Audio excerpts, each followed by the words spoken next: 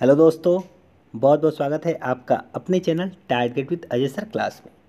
दोस्तों, अभी सीडीपी के अंतर्गत प्याजे कोहल वर्ग एवं वाइगोस्की के सिद्धांत से संबंधित प्रश्नों को डिस्कस किया जा रहा है। ठीक है, और प्याजे कोहल वर्ग और वाइगोस्की के अगर सिद्धांतों को आपने नहीं पढ़ा है तो आप प्लेलिस्ट में जाके सीडीपी के प्लेलिस्ट में जाके उसको पढ़ सकते हैं। जितने भी सिद्धांत इनके दिए गए हैं, इनके द्वारा सब कुछ मैंने वहाँ पे मेंशन किया है। ठीक है, उसके बाद से आप प्रश्नों को डिस्कस करेंगे और इनके अंतर्गत 100 प्रश्न होंगे। ठीक है, प्याजे कोहलबर्ग वाइगोस्की के सिद्धांत के अंतर्गत 100 प्रश्न है जो विभिन्न एग्जामों में पूछे गए हैं, जैसे C TET, UP TET, REET. ठीक है, इन सब एग्जामों में पूछे गए प्रश्न हैं जो आपके एग्जाम के लिए बहुत ही ज़्यादा महत्वपूर्ण होंगे और सहायता करेंगे। ठीक है, तो 100 क्वेश्चनों की सीरीज में ये हमारा दूसरा पार्ट होगा। पहला पार्ट आया था जिसमें 20 प्रश्न थे और जो दूसरा पार्ट है इसमें भी 20 प्रश्न होंगे। तो चलते हैं प्रश्न नंबर 1 की तरफ। प्रश्नों की तरफ चलने से पहले आपसे रिक्वेस्ट है, अगर आपने हमारे चैनल पर पहली बार विजिट किया है तो प्लीज़ चैनल को सब्सक्राइब करें और बेल आइकन दबाना ना भूलें ताकि हमारा वीडियो आपको सबसे पहले प्राप्त हो। ठीक है, तो चलते हैं प्रश्न नंबर 1 की तरफ। प्रश्न नंबर 1 है, सभी दोस्त हमारे साथ लास्ट तक बने रहेंगे और लास्ट में आप इसका स्कोर भी कमेंट करके बता सकते हैं। प्रश्न नंबर 1 यानी 21 नंबर प्रश्न होगा। 100 प्रश्नों में से 21 नंबर का प्रश्न है, प्याजे के अनुसार मूर्त संक्रियाओं का स्तर किस अवधि में घटित होता है? ऑप्शन ए है जन्म से 2 वर्ष, ऑप्शन बी है 2 से 7 वर्ष, ऑप्शन सी है 7 से 11 वर्ष, ऑप्शन डी है 11 से 15 वर्ष। मूर्त संक्रियात्मक अवस्था की बात की जा रही है गाइस यहाँ पे। तो जो पहली अवस्था होती है वो होती है संवेदी गामक अवस्था, जिसकी आयु होती है जन्म से 2 वर्ष। संवेदी गामक या इंद्रिय गामक अवस्था। दूसरी अवस्था होती है पूर्व संक्रियात्मक अवस्था, जिसकी आयु होती है 2 से 7 वर्ष। तीसरी अवस्था होती है मूर्त संक्रियात्मक अवस्था 7 से 11 वर्ष। और चौथी आयु होती है 11 से 15 वर्ष, औपचारिक संक्रियात्मक अवस्था या अमूर्त संक्रियात्मक अवस्था। और मूर्त संक्रियात्मक अवस्था या ठोस संक्रियात्मक अवस्था की आयु होती है 7 से 11 वर्ष। इसका राइट आंसर हो जाएगा ऑप्शन 3। ठीक है, जिसमें बच्चा तार्किक चिंतन प्रारंभ कर देता है और ठोस वस्तुओं के विषय में भार, लंबाई इत्यादि के बारे में समझने लगता है और उनमें अंतर करने लगता है। ठीक है, चलते हैं प्रश्न नंबर 22 की तरफ। किस मनोवैज्ञानिक के अनुसार सीखने का मतलब ज्ञान निर्माण करना है? आप लोग जानते होंगे, कल भी ऐसे प्रश्नों को हम लोग देखे थे। ठीक है, एक ही टाइप के प्रश्नों को घुमा के पूछा जाता है, तो आपको इसका आंसर पता होना चाहिए। सीजी छत्तीसगढ़ टेट में पूछा गया है ये प्रश्न। स्किनर, प्याजे, थॉर्नडाइक या लेव वाइगोस्की। ठीक है, जितने भी विभिन्न एग्जामों में प्रश्नों को पूछा गया है, ठीक है, जितने भी प्रश्नों को अब तक पूछा गया है विभिन्न एग्जामों के द्वारा, उन सारे प्रश्नों को यहाँ पे कराया जाएगा। ठीक है, और बाई टॉपिक वाइज आपको कराया जा रहा है यहाँ पे। ठीक है, प्रीवियस ईयर के प्रश्नों को हम पहले डिस्कस कर चुके हैं। अब प्रीवियस ईयर्स में हम लोग 18 और 19 के प्रश्नों को डिस्कस किए हैं। बाकी कुछ और प्रश्नों को भी डिस्कस कर चुके हैं और 11 से 16 के मध्य जितने भी प्रश्न अभी तक पूछे गए हैं टॉपिक वाइज मैं क्लियर करूँगा। ठीक है, और इसका राइट आंसर है सीखने का मतलब ज्ञान का निर्माण करना है। Option B is right. प्याजे का ही कथन है कि सीखने का मतलब है ज्ञान का निर्माण करना। ठीक है, खोज का अवसर उपलब्ध कराना। ठीक है, क्योंकि खोज का अवसर जब उपलब्ध कराने के लिए बच्चों को मौका देते हैं, अवसर उपलब्ध कराते हैं, तो कहीं ना कहीं बच्चे अच्छे प्रकार से सीखते हैं, उनका अधिगम का स्तर जो होता है बेहतर होता है। ठीक है, तो बच्चों को खोज के लिए अवसर उपलब्ध कराना चाहिए। ठीक है, क्योंकि बच्चे एक नन्हे वैज्ञानिक होते हैं, अन्वेषण के द्वारा, खोज के द्वारा वो ह्यूरिस्टिक मेथड जिसे बोला जाता है उसके द्वारा अच्छे से सीखते हैं। चलते हैं प्रश्न नंबर 3 की तरफ। प्रश्न नंबर 3 की तरफ चलते हैं। प्रश्न नंबर 3 है, एक बच्ची को उसके पिता चहलकदमी करा रहे थे।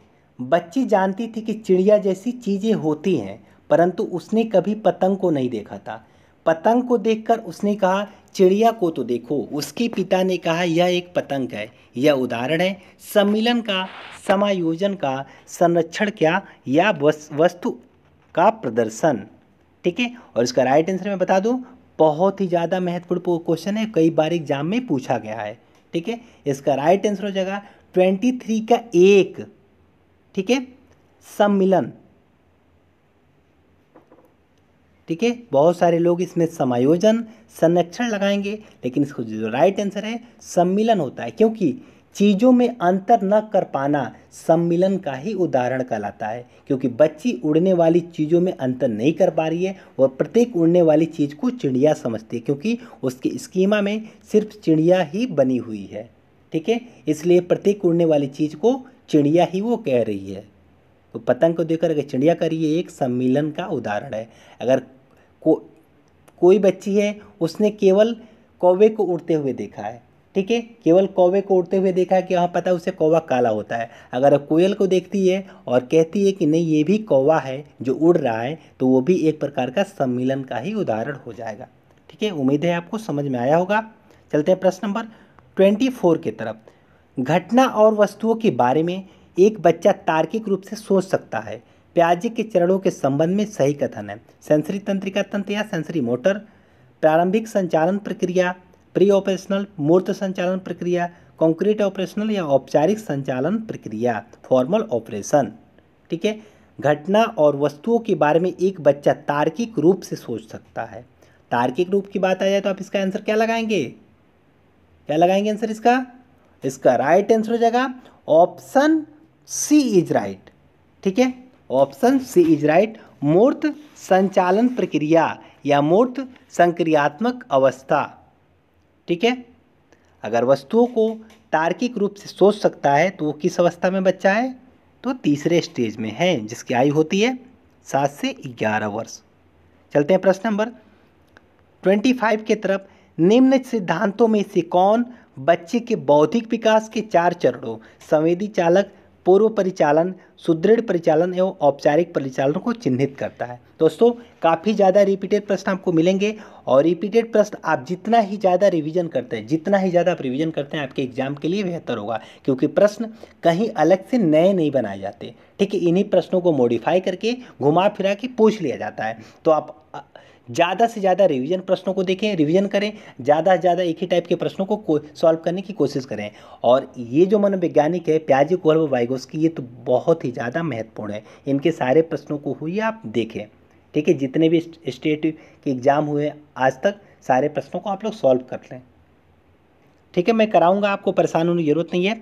और जो दोस्त चैनल में पहली बार विजिट कर रहे हैं वो चैनल को जरूर सब्सक्राइब करें और बेल आइकन दबाना ना भूलें, ताकि हमारा वीडियो आपको सबसे पहले प्राप्त हो। ठीक है, तो इसका राइट आंसर बता दीजिए। इसका राइट आंसर है ऑप्शन सी, जीन प्याजे का संज्ञानात्मक विकास सिद्धांत। 4 अवस्थाएं जो बौद्धिक विकास की या संज्ञानात्मक विकास की बताई गई हैं, वो किसकी है? तो जीन प्याजे की है। बौद्धिक विकास या संज्ञानात्मक विकास मैंने कल ही बताया था आपको। ठीक है, अगर आप वीडियो प्रीमियर देख रहे हैं, यानी कि 11 बजे हमारा वीडियो प्रीमियर होता है, लाइव होता है। अगर आप वीडियो लाइव देख रहे हैं तो आप साथ साथ कमेंट करेंगे। अगर आप ऑफलाइन वीडियो देख रहे हैं, अगर आप वीडियो देख रहे हैं तो प्लीज़ आप अपने मन में, जैसे 25 नंबर का क्वेश्चन आ गया तो क्या करेंगे, 25 नंबर क्वेश्चन को देखते ही आप पॉज करेंगे। ठीक है, पॉज करेंगे और प्रश्नों को पहले पढ़ेंगे अच्छे से, और मन में ही सोचेंगे कि इसका राइट आंसर क्या होता है हमारे आंसर देने से पहले, और उसके बाद आप आंसर देखेंगे, ताकि आपको पता लगेगा कि आप कितने प्रश्नों का सही उत्तर दे पा रहे हैं। खुद से प्रश्नों का सही उत्तर देने की पहले कोशिश करेंगे। अगर विदाउट पॉज किए आप प्रश्नों का आंसर पहले दे लेते हैं तो भी आप देख सकते हैं ऐसे। चलते प्रश्न नंबर 26 की तरफ। वाइगोस्की बच्चों के सीखने में निम्नलिखित में से किस कारक की महत्वपूर्ण भूमिका पर बल देते हैं? सामाजिक, आनुवंशिक, नैतिक और शारीरिक। आपको पता है वाइगोस्की के बारे में, वाइगोस्की का सिद्धांत जो है सामाजिक सांस्कृतिक सिद्धांत है। ठीक है, उन्होंने सामाजिक और सांस्कृतिक कारकों पर बल दिया है, अत्यधिक बल दिया है, और इन्हीं का है ZPG, निकट या निकटतम विकास क्षेत्र या संभाव्य विकास क्षेत्र। चलते हैं प्रश्न नंबर 27 की तरफ। कोहल वर्ग के अनुसार शिक्षक बच्चों में नैतिक मूल्यों का विकास कर सकता है। ठीक है, एक, कैसे व्यवहार किया जाना चाहिए इस पर कठोर निर्देश देकर। दूसरा है धार्मिक शिक्षा को महत्व देकर। तीसरा है व्यवहार के स्पष्ट नियम बनाकर। चौथा है नैतिक मुद्दों पर आधारित चर्चाओं में उन्हें शामिल करके। ठीक है, देख लेते हैं सारे ऑप्शनों को। कैसे व्यवहार किया जाना इस पर कठोर निर्देश, बिल्कुल भी निगेटिव ऑप्शन है, इसको कट कर देंगे। धार्मिक शिक्षा का महत्व देकर, बिल्कुल भी धार्मिक शिक्षा को महत्व देकर बच्चों में नैतिक मूल्यों का विकास नहीं किया जा सकता। ठीक है। इस प्रकार क्या होगा, किसी भी अन्य धर्म के प्रति मन में क्या होगा, मन में कुंठा की भाव उत्पन्न हो जाएगी। तो ऐसा आप नहीं करेंगे। व्यवहार के स्पष्ट नियम बनाकर भी व्यवहार को नहीं सिखाया जाता, ठीक है। इसका राइट आंसर हो जाएगा नैतिक मुद्दों पर आधारित चर्चाओं में उन्हें शामिल करके। नैतिक मुद्दों पर आधारित चर्चाओं में शामिल करेंगे तो कहीं ना कहीं बच्चा दूसरों के नैतिक व्यवहारों को देखेगा और फिर सीखने का प्रयास करेगा। सीखने का क्या, व्यवहार तो अस्थायी परिवर्तन होता है और वो अपने आप आ जाता है मनुष्य के अंदर, ठीक है, अनुभव के द्वारा। चलते हैं प्रश्न नंबर 28 की तरफ।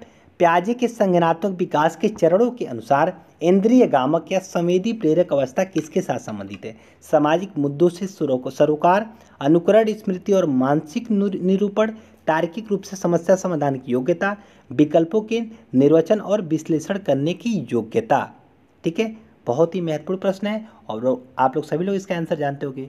प्याजे के संज्ञानात्मक विकास के चरणों के अनुसार इंद्रिय गामक या संवेदी प्रेरक या सेंसरी मोटर जो अवस्था होती है वो अनुकरण, स्मृति और मानसिक निरूपण पे आधारित होती है, इससे संबंधित है, ठीक है। क्योंकि बच्चा इसमें अपने इंद्रियों के द्वारा सीखता है, अनुकरण के द्वारा सीखता है।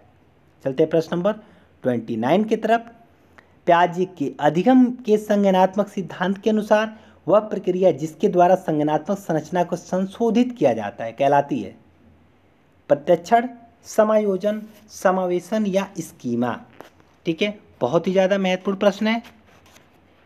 मुझे पता है कि 29 नंबर प्रश्न के बहुत सारे लोग इसका आंसर गलत करने वाले हैं, ठीक है, क्योंकि मैंने इस प्रश्न को पोल के माध्यम से अपने यूट्यूब चैनल के द्वारा लगाया था और उसमें 85% लोगों ने लगभग रॉन्ग आंसर दिया है। इसका जो राइट आंसर हो जाएगा वो हो जाएगा ऑप्शन सी, समावेशन, ठीक है। प्याजे के अधिगम के संज्ञानात्मक सिद्धांत के अनुसार वह प्रक्रिया जिसके द्वारा संज्ञानात्मक संरचना को संशोधित किया जाता है वो कहलाती है समावेशन, ठीक है। चलते हैं प्रश्न नंबर 30 की तरफ। कोहलबर्ग के अनुसार सही और गलत के प्रश्न के बारे में निर्णय लेने में शामिल चिंतन प्रक्रिया को क्या कहा जाता है? और 4 ऑप्शन आपके सामने हैं। सहयोग की नैतिकता, नैतिक तर्कड़ा, नैतिक यथार्थवाद, नैतिक दुविधा, ठीक है। इसका आंसर मैंने आपको बताया था पिछले वाली वीडियो में जिसमें हम लोगों ने डिस्कस किया था सिद्धांतों के बारे में, ठीक है। कोहलबर्ग के अनुसार सही और गलत के प्रश्न के बारे में निर्णय लेने में शामिल चिंतन प्रक्रिया को नैतिक तर्कड़ा कहा जाता है, ठीक है। नैतिक तर्कड़ा याद रखेंगे, नैतिक दुविधा को नहीं लगाएंगे, ना ही नैतिक यथार्थवाद, नैतिक तर्कड़ा कहा जाता है। चलते हैं प्रश्न नंबर 31 की तरफ। प्याजे के अनुसार संज्ञानात्मक विकास के किस चरण पर बच्चा वस्तु अस्थायित्व को प्रदर्शित करता है? मूर्त संक्रियात्मक चरण, औपचारिक संक्रियात्मक चरण, संवेदी प्रेरक चरण, पूर्व संक्रियात्मक चरण, ठीक है। वस्तु अस्थायित्व मैंने आपको बताया था, ठीक है, जिसमें बच्चा क्या करता है, जैसे बच्चे से अगर आप फ़ोन छीन लेते हैं, कोई भी बहाना करते हैं कि फ़ोन गायब हो गया, चोरी हो गया, उड़ गया, कुछ भी बहाना कर लें, जब तक आप उसे फ़ोन दोबारा वापस नहीं देते तब तक वो चुप नहीं होता है, क्योंकि उसे वस्तु अस्थायित्व का ज्ञान हो जाता है कि वस्तुएं कहीं भी नहीं गई हैं बल्कि यहीं पे हैं, ठीक है। ये चरण कौन सा होता है? संवेदी प्रेरक अवस्था, जन्म से 2 वर्ष या 0 से 2 वर्ष माना जाता है, ठीक है। और पूर्व संक्रियात्मक अवस्था जो है इसमें क्या होता है, बच्चा जब बड़ा हो जाता है, थोड़ा सा और बड़ा होता है तो अपनों में और गैरों में अंतर करना सीख जाता है, ठीक है। अब अपने घर के सदस्यों के साथ वो खुशी खुशी रहता है, लेकिन बाहर के जैसे ही सदस्य आते हैं उनसे डर जाता है, उनके पास नहीं जाता है क्योंकि वो पहचानने लगता है, अंतर करने लगता है। ये होता है पुरुष संक्रियात्मक चरण में। चलते प्रश्न नंबर 32 की तरफ। वाइगोस्की के सिद्धांत का निहितार्थ है, देख लेते हैं, प्रारंभिक व्याख्या की बात कठिन सवालों को हल करने में बच्चे की सहायता न करना। ये तो बिल्कुल गलत हो जाएगा, क्योंकि वाइगोस्की ने जो ZPG दिया था इसके द्वारा क्या है कि बच्चे के सीखने में वयस्कों के द्वारा सहायता करना ही क्या कहलाता है, तो ZPG के अंतर्गत आता है, या स्कैफोल्डिंग। बच्चे उन बच्चों की संगति में श्रेष्ठ रूप से सीख सकते हैं जिनका बुद्धि लब्धांक उनके बुद्धि लब्धांक से कम होता है। बिल्कुल भी गलत है, पूरी तरह गलत है। सहयोगात्मक समस्या समाधान, इसको छोड़ देते हैं। और चौथा है प्रत्येक विद्यार्थी को व्यक्तिगत रूप से दत्त कार्य देना, बिल्कुल भी गलत है। इसका राइट आंसर हो जाएगा सहयोगात्मक समस्या समाधान, ठीक है। 32 का आंसर हो जाएगा ऑप्शन सी इज राइट, क्योंकि आप लोग जानते हैं वाइगोस्की के द्वारा दिया गया ZPD, zone of proximal development, या समीपस्थ सिद्धांत, समीपस्थ विकास का क्षेत्र या निकटतम विकास का क्षेत्र, ठीक है। इन सब नामों के द्वारा जाना जाता है। आपको पता है कि जब कोई भी बच्चा प्रश्न को सॉल्व कर रहा है, अगर वो छोटा है ठीक है, प्रश्न को सॉल्व कर रहा है आपसे, उस प्रश्न को सॉल्व करने के अंतर्गत उससे कठिनाई आती है, वयस्कों द्वारा थोड़ा सा सहयोग दे दिया जाता है तो प्रश्नों को सॉल्व कर पाता है। ठीक है, उसे कहा जाता है जेडपीडी। ठीक है, जो किसके अंतर्गत आता है, समीपस्थ विकास का क्षेत्र, जिसके अंतर्गत उन्होंने स्कैफोल्डिंग अर्थात सहारा देना पर बल दिया था। इसके अंतर्गत उन्होंने कहा कि बालक अपनों से बड़ों के निर्देशन में अपनी समस्या का समाधान कर सकता है। चलते हैं प्रश्न नंबर 33 की तरफ। सीखने के सिद्धांत के संदर्भ में स्कैफोल्डिंग की ओर संकेत करता है। सीखने में वयस्कों द्वारा अस्थायी सहयोग, विद्यार्थियों द्वारा की गई गलतियों के कारणों का पता लगाना, बिल्कुल ये गलत है, क्योंकि गलतियों के कारणों का पता लगाना किसका कार्य है, इवेल्युएशन का। अनुरूपित शिक्षण बिल्कुल गलत है। पूर्व अधिगम की पुनरावृत्ति बिल्कुल गलत है। इसका राइट आंसर है सीखने में वयस्कों द्वारा अस्थायी सहयोग क्या कहलाता है, स्कैफोल्डिंग, पाड़ या ढांचा या जेडपीडी। ये तीन नामों से आप याद रखेंगे। जो सीखने में वयस्कों द्वारा अस्थायी सहयोग किया जाता है वो कहलाता है स्कैफोल्डिंग। चलते हैं प्रश्न नंबर 34 की तरफ। लॉरेंस कोहलबर्ग के द्वारा प्रस्तावित निम्नलिखित चरणों में से प्राथमिक विद्यालयों के बच्चे किन चरणों का अनुसरण करते हैं, आज्ञा पालन और दंड उन्मुखीकरण, व्यक्तिगता और विनियमन, अच्छे व्यक्तिगत संबंध या सामाजिक अनुबंधन और व्यक्तिगत अधिकार। चार ऑप्शन आपके सामने है। ऑप्शन ए है, एक है, बी और ए, 2 है, बी और डी, सी है, ए और डी, और डी है ए और सी। और लॉरेंस कोहलबर्ग ने आपको पता है कि तीन अवस्थाएं दी है, एक पूर्व परंपरागत अवस्था और परंपरागत अवस्था और उत्तर परंपरागत अवस्था। और पूर्व परंपरागत अवस्था जो होता है वो प्राथमिक विद्यालय से संबंधित होता है। ठीक है, जिसकी आयु होती है, पूर्व परंपरागत अवस्था की आयु होती है 6 से 10 वर्ष। ठीक है, जिसमें इस आयु में बच्चे किसमें होते हैं, प्राथमिक विद्यालय में पढ़ने जाते हैं। और इसमें मैंने दो अवस्थाओं को बताया था, किसमें, पूर्व परंपरागत अवस्था में आज्ञा पालन और दंड उन्मुखीकरण, व्यक्तिगता और विनियमन। ठीक है, जो option number A is right. ठीक है, बी और ए सही है। पूर्व परंपरागत अवस्था के अंतर्गत व्यक्तिगता और विनिमय, और ये है आज्ञा पालन और दंड उन्मुखीकरण, ये चीज़ें आती हैं, आपको भी ये पता है। ठीक है, जिसमें क्या होता है, इस अवस्था में बालकों के मन में आज्ञा पालन का भाव दंड पर आधारित होता है। बालक स्वयं को समस्याओं से बचाना चाहता है। चलते प्रश्न नंबर 35 की तरफ। और 35 नंबर प्रश्न होगा, मिश्रित आयु वर्ग वाले विद्यार्थियों की कक्षा से व्यवहार रखने वाले शिक्षक के लिए किसका ज्ञान सर्वाधिक महत्वपूर्ण है, उनके अभिभावकों का व्यवसाय, सामाजिक आर्थिक पृष्ठभूमि, सांस्कृतिक पृष्ठभूमि या विकासात्मक अवस्था। गाइस, अगर आपने हमारे चैनल पर पहली बार विजिट किया है तो प्लीज़ चैनल को सब्सक्राइब करें और बेल आइकन दबाना ना भूलें, ताकि हमारा वीडियो आपके पास सबसे पहले पहुंचे। ठीक है, और वीडियो अच्छा लगे तो आप लोग लास्ट में लाइक कर दें और अपने दोस्तों के पास शेयर करें। इसका राइट आंसर हो जाएगा मिश्रित आयु वाले विद्यार्थियों की कक्षा से व्यवहार सीखने वाले शिक्षक के लिए किसका ज्ञान सर्वाधिक महत्वपूर्ण है। तो इसमें बहुत सारे लोग मुझे पता है ऑप्शन 2 लगाएंगे, सामाजिक आर्थिक पृष्ठभूमि, लेकिन इसका राइट आंसर हो जाएगा ऑप्शन 4, विकासात्मक अवस्था। ठीक है, बच्चा अगर विद्यालय में आता है, मिश्रित आयु वर्ग के बच्चे होते हैं विद्यालय में या कक्षा में भी, तो उनके अभिभावकों के व्यवसाय से उनका कोई लेना देना नहीं है, सामाजिक आर्थिक पृष्ठभूमि से बिल्कुल भी कोई लेना देना नहीं है। ठीक है, ना ही सांस्कृतिक पृष्ठभूमि से, बल्कि इसका राइट आंसर हो जाएगा विकासात्मक अवस्था। आप उनकी विकासात्मक अवस्था, उनकी रुचि के बारे में पता लगाएंगे, उनका इंटरेस्ट किस में है और बच्चे को कितनी चीज़ें आती हैं, क्या पता है और क्या नहीं पता है, इन सब कमियों को, उसकी अच्छाइयों को, सब कुछ पता लगाएंगे आप लोग। ठीक है, और उसके बाद से विकासात्मक अवस्थाओं को पता लगाने के बाद उसे ज्ञान, बच्चे को जो ज्ञान है अच्छे प्रकार से दे सकते हैं और बच्चे के अधिगम में आप सहायता कर सकते हैं। इसलिए इसका राइट आंसर हो जाएगा ऑप्शन डी। चलते हैं प्रश्न नंबर 36 की तरफ। बहुत ही बढ़िया प्रश्न है 36 नंबर। कर्नल सिंह कानूनी कार्रवाई तथा खर्चे के बावजूद आयकर नहीं देते। वे सोचते हैं कि वे एक भ्रष्ट सरकार को समर्थन नहीं दे सकते जो अनावश्यक बाधों के निर्माण पर लाखों रुपए खर्च करती है। वे संभवतः कोहलबर्ग के नैतिक विकास की किस अवस्था में है, परंपरागत, पश्च परंपरागत, पूर्व परंपरागत या परापरंपरागत। आपको पता है कि कोहलबर्ग के नैतिक विकास में कोहलबर्ग ने 3 अवस्थाओं को दिया है। एक दिया है पूर्व परंपरागत जिसकी आयु होती है 6 से 10 वर्ष। दूसरा दिया है परंपरागत या रूढ़िगत स्तर जिसकी आयु होती है 10 से 13 वर्ष। और तीसरा दिया है पश्च परंपरागत, जिसकी आयु होती है 13 से ऊपर। ठीक है, चौथी अवस्था कोई भी नहीं दी गई है कोहल वर्ग के द्वारा, ये गलत है परंपरागत। अब देखते हैं परंपरागत में क्या क्या है। परंपरागत में पहले पूर्व परंपरागत देख लेते हैं 6 से 10 वर्ष वाले में। पूर्व परंपरागत में क्या होता है कि बच्चा दूसरों की बातों को मानता है, या तो डर से या फिर पुरस्कार पाने के लिए दूसरों की बातों को मानता है, जो बड़े कहते हैं उसी के अनुसार वो कार्य करता है। परंपरागत अवस्था में क्या करता है, वो दूसरों के अनुसार नहीं, बल्कि दूसरों की बातों को नहीं मानता, बल्कि दूसरों को देखकर, अच्छा और बुरा देखकर उसमें अंतर कर पाता है, और जो उसे अच्छा लगता है वो करता है वो। ठीक है, मतलब पहली अवस्था में दूसरों की बातों को मानता है, और दूसरी अवस्था में उसको अच्छा और बुरा में अंतर करने के बाद स्वयं के विचार का निर्माण करता है।